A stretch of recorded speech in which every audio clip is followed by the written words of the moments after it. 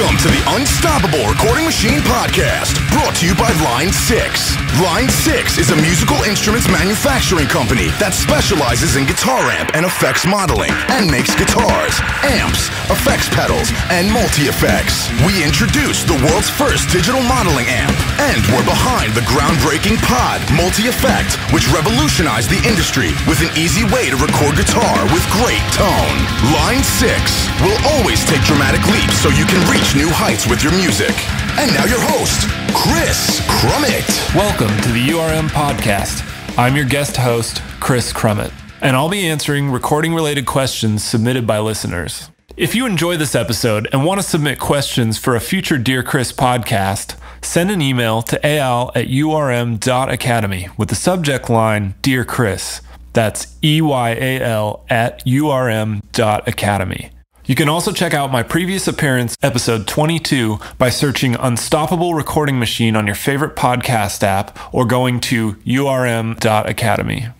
I'm stoked to be doing this today. It's always a pleasure sharing my experiences, and it's cool to get on this side of the mic every once in a while. But before we get into the Q&A, I want to talk to you guys about the Kemper profile bundle I've been working on for the past few months. It includes well over 100 profiles of my favorite guitar heads, cabs, and combos recorded here at my studio, Interlace Audio. It'll be available September 8th through stltones.com. Okay, on to the catechism. Our first inquiry comes from Zach Knight, who I actually just mastered a record for, so that's pretty cool. All right, Zach, here's your question. You always have such a lush vocal production and sparkly high end in your mixes, especially with Tillian and Tyler Carter. Besides the parts being well written, is there anything in particular you go for in your chain or mix that shapes that sound? So we all know Tillian and Tyler sound excellent on their own, and they don't need any dolling up, which makes my job a lot easier. In the mix, I like to keep my vocal chain pretty simple. It usually starts with an EQ, just doing a little bit of boosting on the top, and generally with a high pass somewhere around like 80 to 100. That way I can get out rumble or any like low frequencies in the P's or B's or D's. Then that immediately goes into my Inward Connections vac rack compressor, and that comp really glues the vocals together and gives them the energy in the mix that they need. It also kind of shapes the vocals EQ-wise and really makes them pop over the instruments. And the last thing that's always in my vocal chain is just the standard Waves de-esser. Aside from that, I'll occasionally use Crane Song Phoenix to get a little more energy, or I'll use the UAD Pultec to boost a little bit of high mids, because it kind of has this like dirty grind that sounds like pop music that I like. But other than that, you won't find me using much else on vocals. Now, keep in mind that when I track vocals, I'm always using a distressor or an 1176 on the way in. So that's the bulk of the compression. Then it's going to the EQ, and then after that, the vac rack, and then the de-esser. Another thing that helps add space around the vocals that really makes them shine are the reverbs and the delays that I'm using. For my main delay, I'm usually using Soundtoys Echo Boy. It's pretty awesome and has a ton of control and works really well to lock the vocals into the rhythm of the song. Then I'm doing delay throws and other delay effects with my Kurzweil Mangler and my Eventide H8000. I also like to use a bunch of other random delay plugins for just little things here and there, but the Soundtoys plugin is what I'm using the most for sure. But for reverbs, I really have to be more specific per project because I'm changing the vocal reverbs I use all the time. I know that on the last couple Dance Gavin Dance records, I used a lot of FabFilters Pro R as well as UAD's EMT250.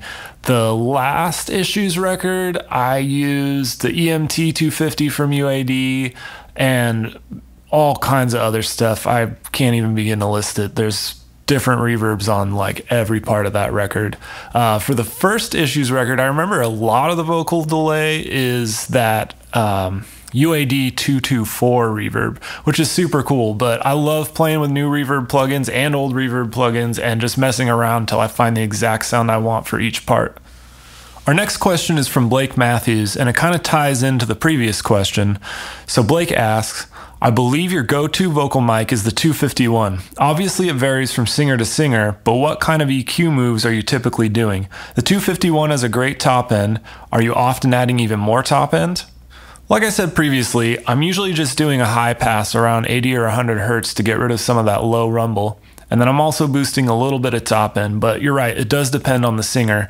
I don't have to do a ton of EQ when I'm using the 251, which is why I like using it a lot.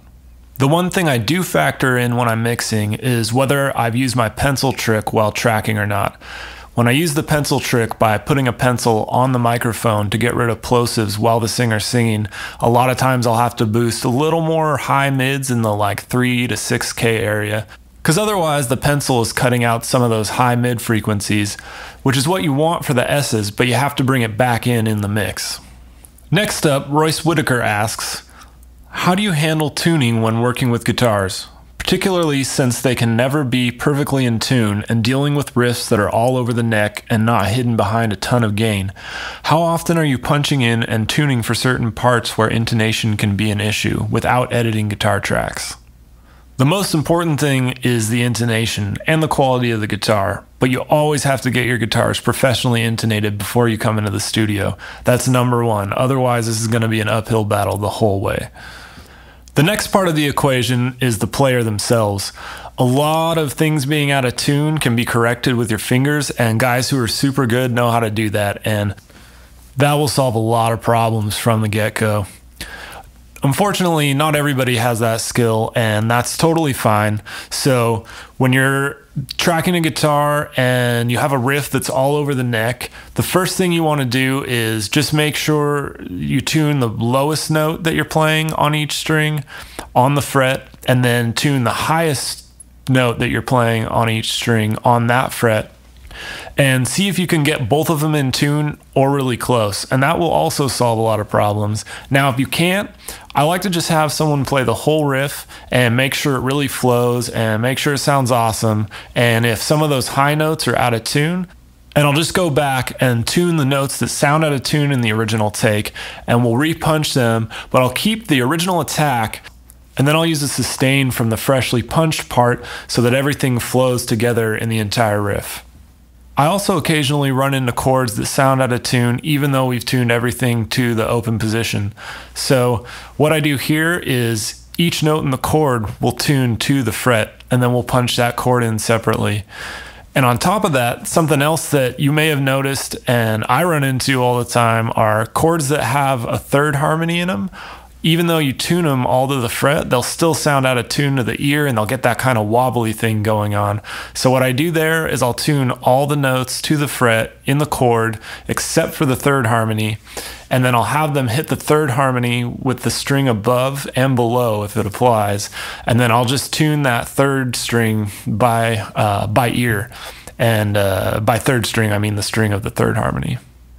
Here's a good one from Austin Linkus. I hope I said that right. When producing a record, how involved do you typically get in the songwriting aspect of the record? Do you like to dig really deep and completely rewrite stuff, or do you tend to just add small improvements? I think I actually answered this question on Break It Down with Matt Carter and the Noise Creators podcast, but I'll go a little deeper this time.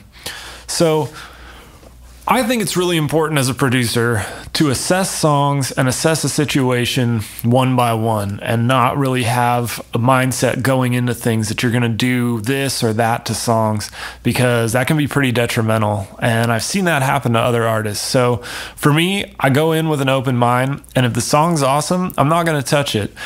If I like the song a lot, but I feel like there's individual parts that need work, or there's just stuff that I know I can do kind of in the background to make it work and to make it super awesome, I'll just kind of do that during the tracking process as we go along and try to be incognito so that I'm not really disrupting things and that we're keeping everything moving, but I'm also getting what I want out of the song.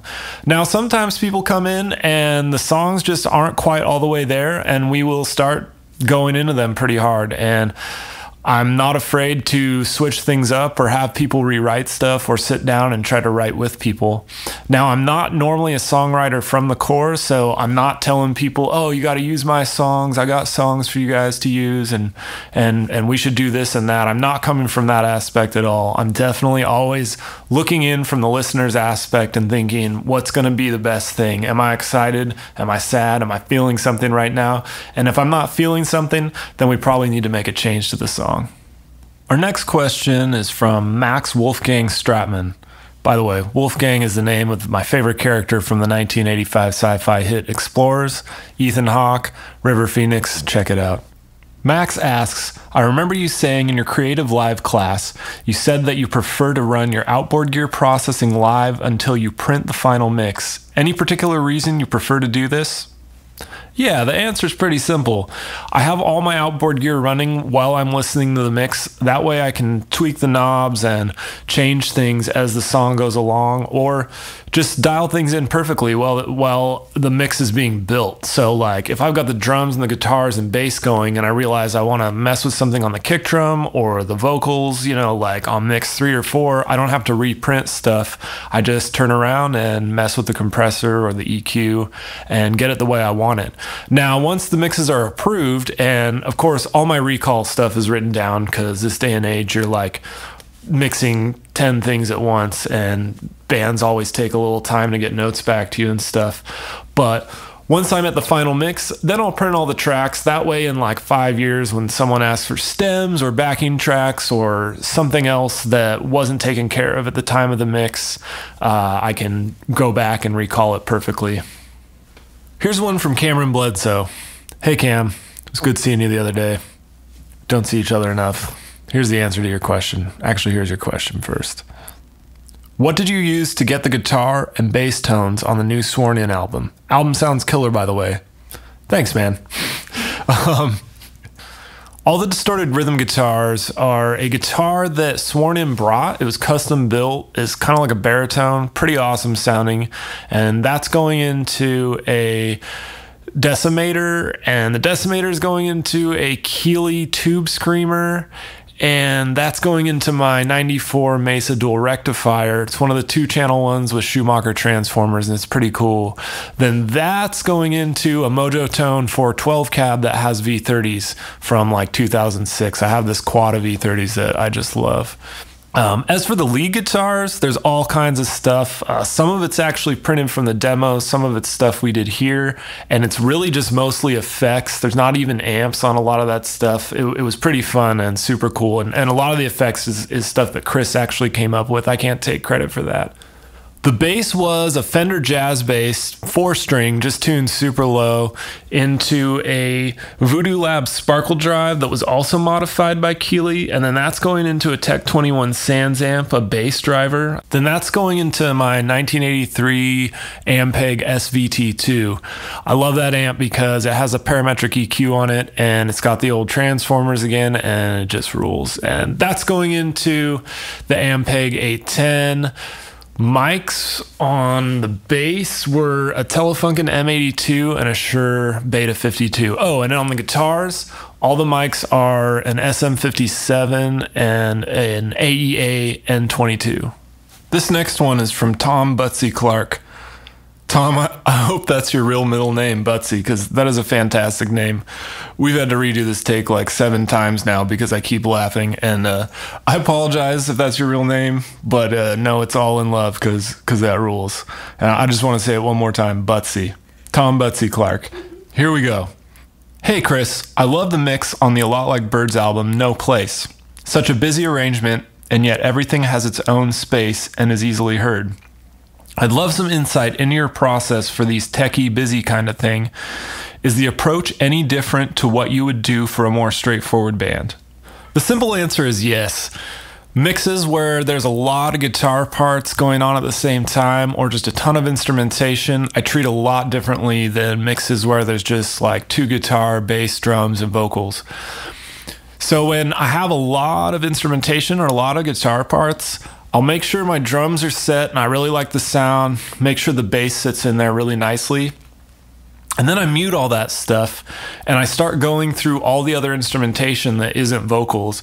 And I kind of make a mix where that all works and it all works with each other, usually using a ton of automation. So I'll make sure everything's panned where I want it.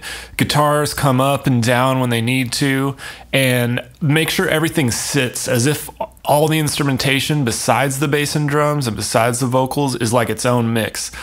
Then I'll put that on a fader.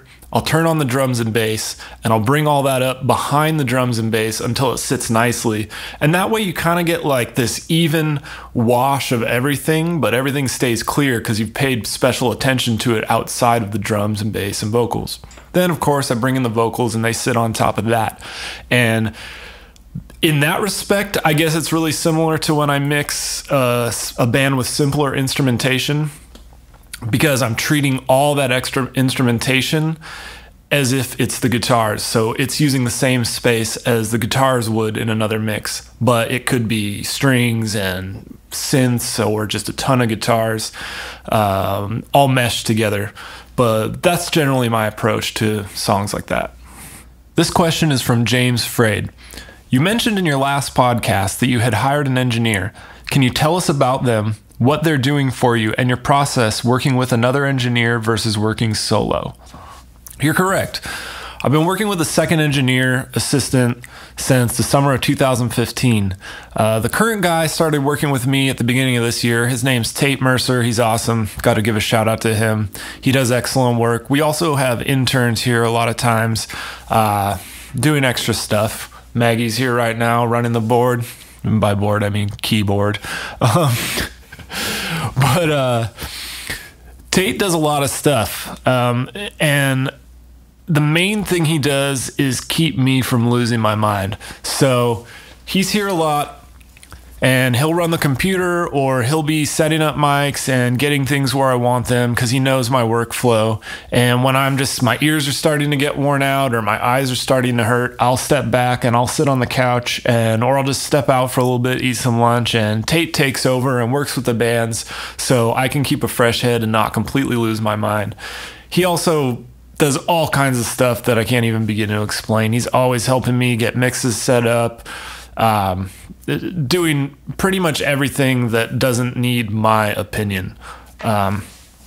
So the difference, I would say, between working solo and working with an engineer is pretty huge.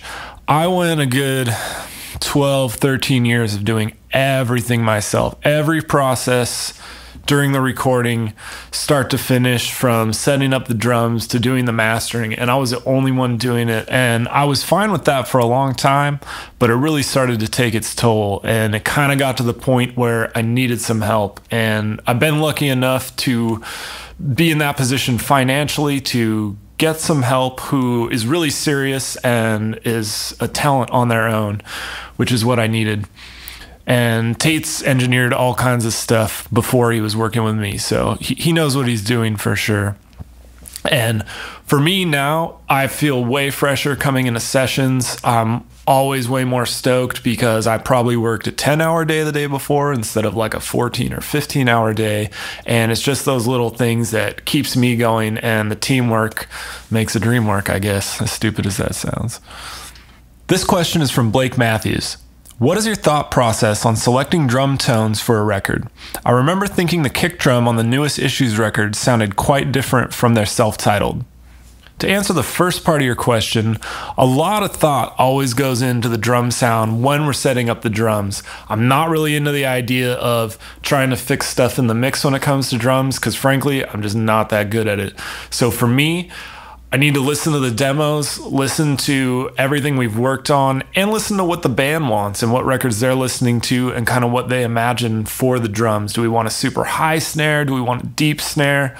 Somewhere in the middle. And then the other thing that comes into play is the tuning of the toms and the kick drum, like what key the song is in and how the toms are going to get tuned, what intervals you want, and that kind of helps you decide what size you need of toms and kicks. You know, I'm generally a fan of kick drums between 22 and 26.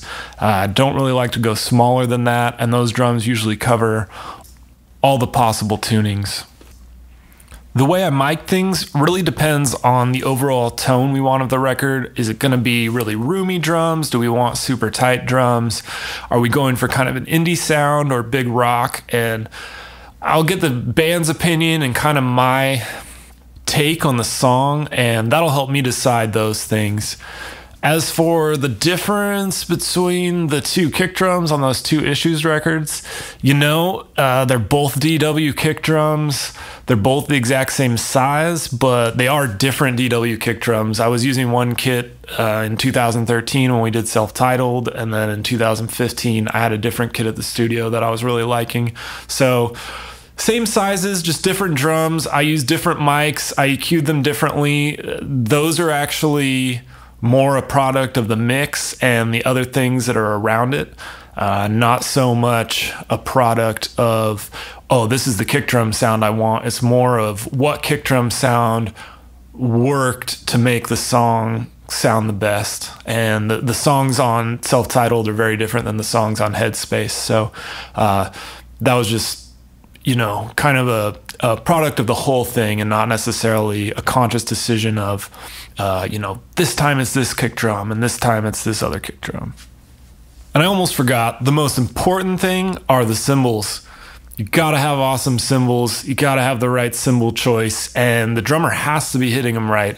And with all the drums, making sure the drummer's hitting stuff right is really important for the drum sound of the record. If you're doing a super chill indie record, you don't want a dude hammering away and going nuts. If you're doing a super heavy record or a rock record, I want a guy hitting hard and super solid and dead center every time. So same goes for cymbals.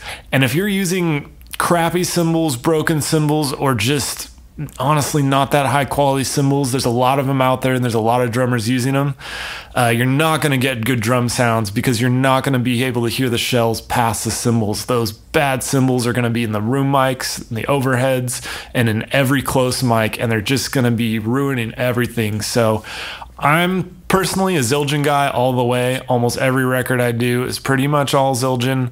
That's not 100%, but probably 90% of everything is Zildjian on the cymbals, because I know I can get a great product with those cymbals. There's other stuff out there that works. Sabian makes great cymbals. Paiste makes great cymbals. Aside from that, I think if you're an engineer or a producer, have a good set of cymbals on hand, just in case a guy comes in with something that's not sounding too hot, because you're going to be stuck with these awful cymbal sounds if you don't fix it in the beginning. Here's a question from Abramir Vasiliev. What drum samples did you use for Headspace?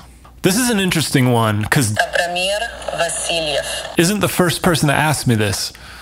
For the most part, the drums on Headspace are the real drums that we tracked in the studio. So it's like actually Josh hitting the drums.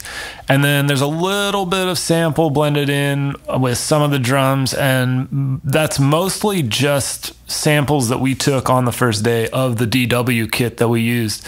So the kick is a DW 22 by 18. The rack is a DW 12 by 8 or 9. And the floor tom is definitely a DW 16 by 16.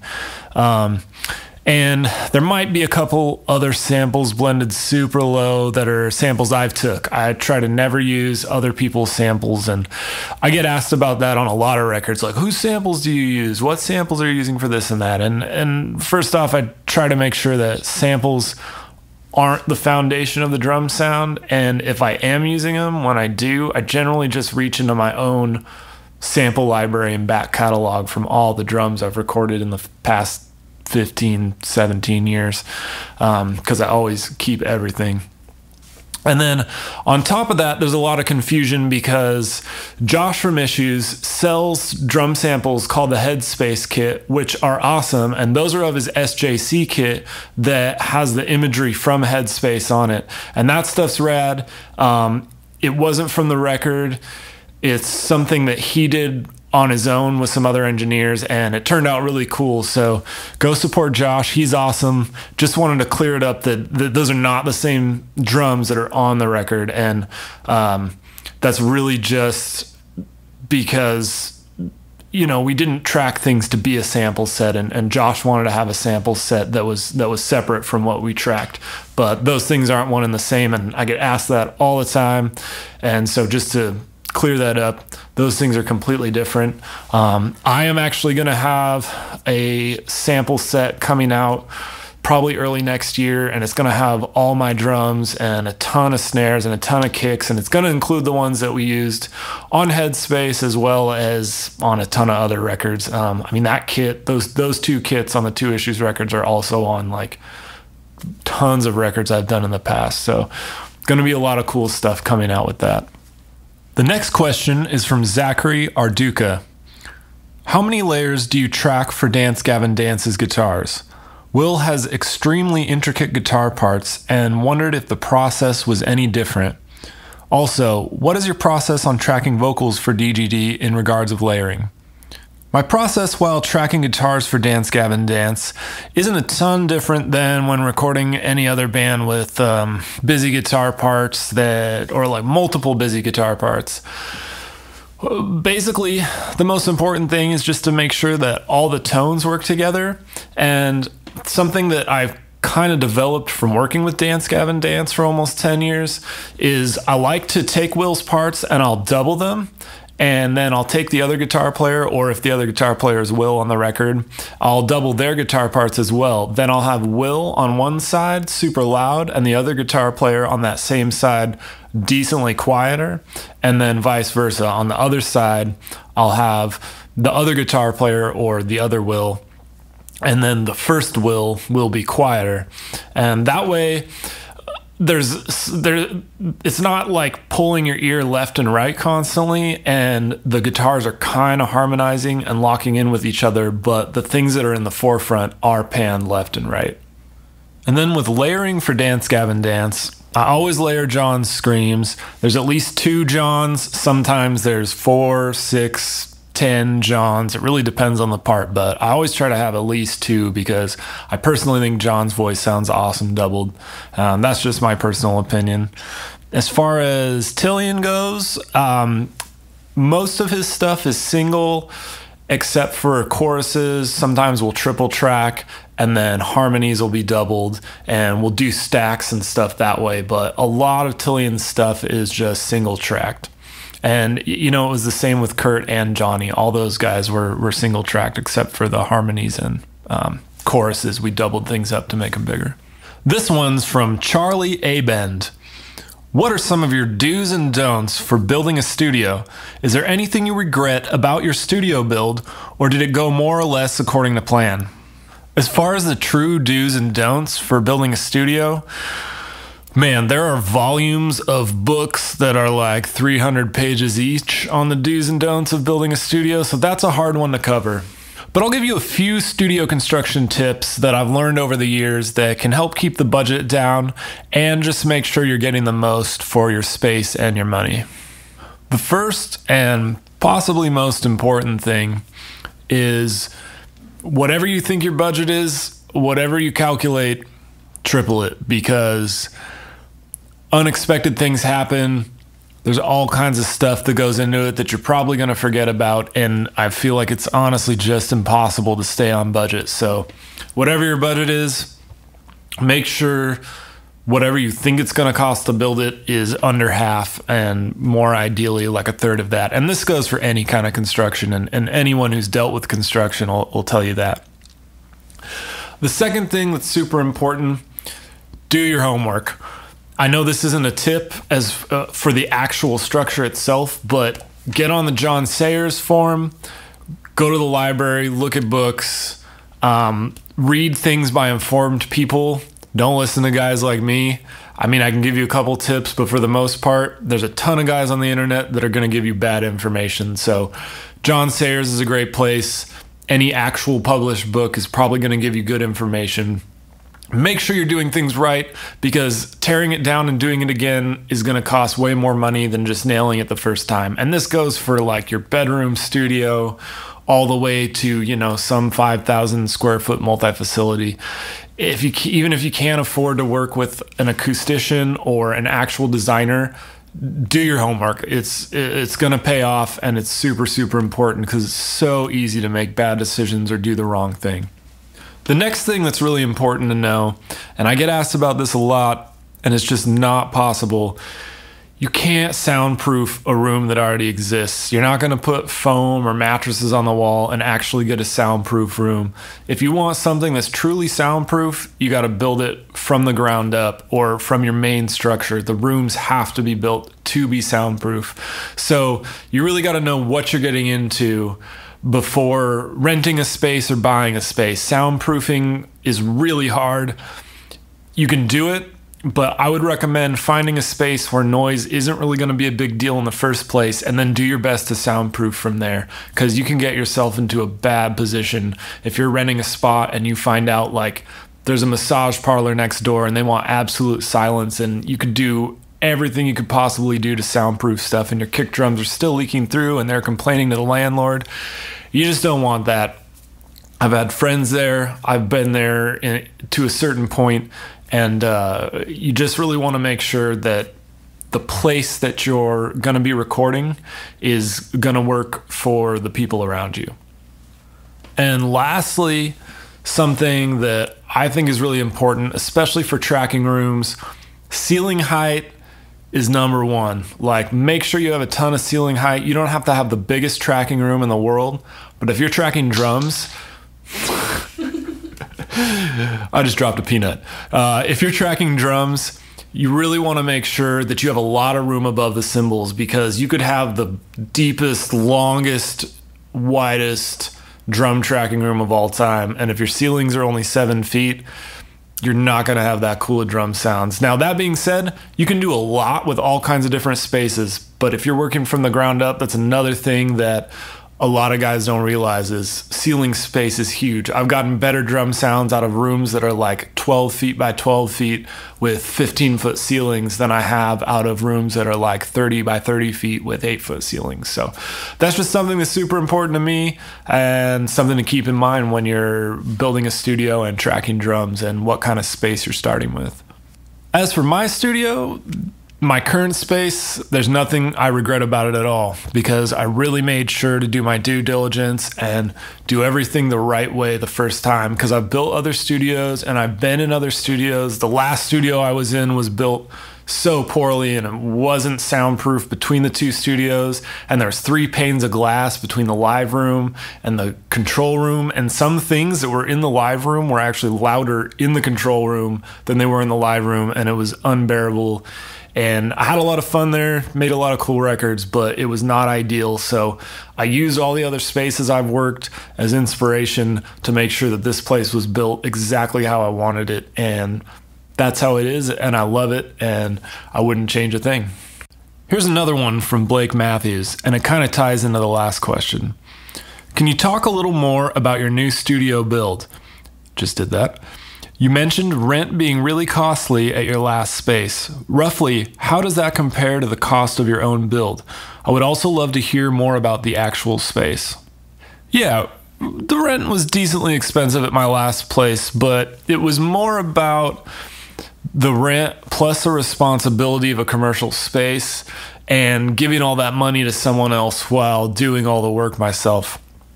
So, you know, this was a necessity for a long time, and it was totally fine, and there's nothing wrong with doing it that way. But for me personally, I got to the point where I was able to get a loan and buy some property and do it myself. And for me, it just felt like the right thing to do, because I really didn't want to be paying rent till the end of time.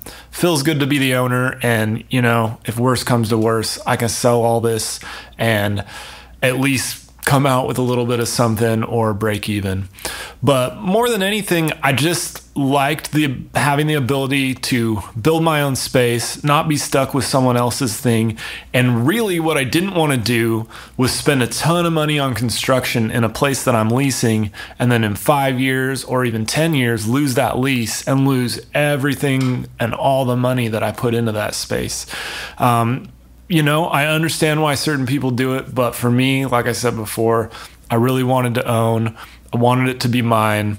And as far as the price difference goes, honestly, my monthly commitment is about the same. But again, the difference is that my previous situation, all that money was going to someone else. In this situation, I'm investing in myself and my own property. So for me, that's really what I wanted to do. The setup here is pretty simple.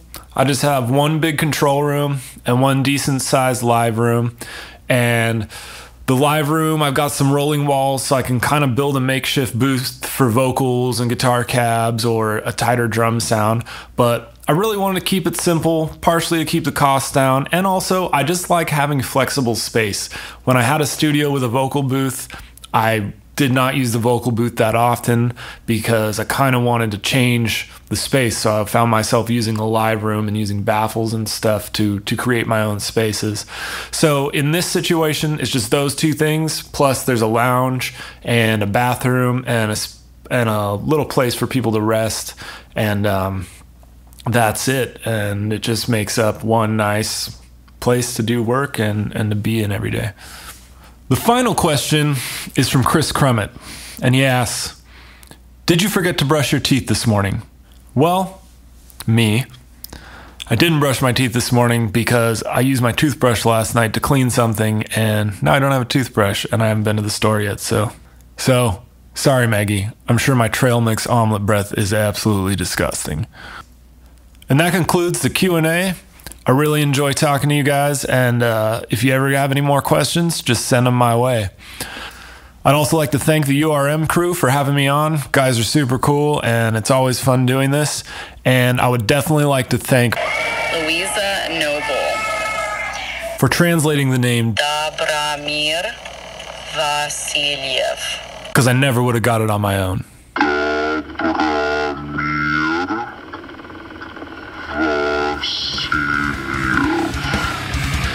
Unstoppable Recording Machine Podcast is brought to you by Line 6.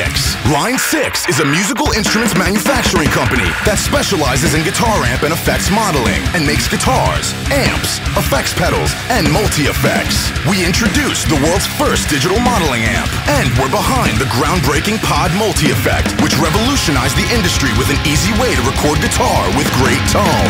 Line 6 will always take dramatic leaps so you can reach new heights with your music. Go to www.line6.com to find out more about Line 6. To get in touch with the URM Podcast, visit urm.com/podcast and subscribe today.